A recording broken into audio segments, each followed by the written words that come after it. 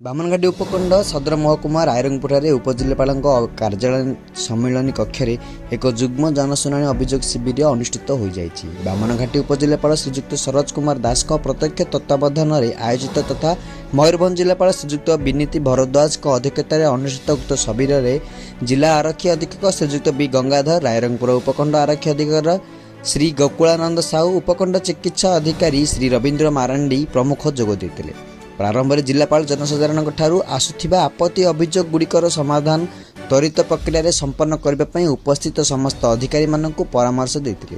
यह शिविर में जनसाधारण ठारू मोट 68 अभियोग पत्र ग्रहण होता बेले 49 व्यक्तिगत समस्या भित्तिक और 19 ग्रामवासी विभिन्न समस्या भित्तिक सामूहिक अभियोग थिला। ग्रहण होता आपत्ति अभियोग मध्य 2टी अभियोगर तत्कालीन समाधान कर बेले अभियोगर गुरुत्व को विचार करी जड़े आवेदनकारी मुख्यमंत्री सहायता पांठि जिलापाल 10,000 टंका मंजूरी करिसेंती। अन्यान्य आपत्ति अभियोगगुड़िकर विषय प्रसंग उपर सविशेष तदंत करी अनुधानपूर्वक विहित कार्यानुष्ठान नेबा सह त्वरित प्रक्रिया समाधान करने संपृक्त विभागीय अधिकारी मानक निर्देश देते।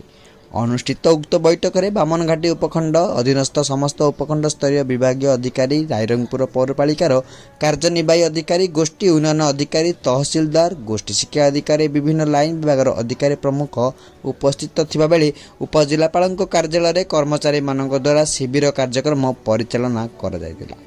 रायरंगपुर श्यामल दुपरडेक रिपोर्ट, दिग्दर्शन न्यूज।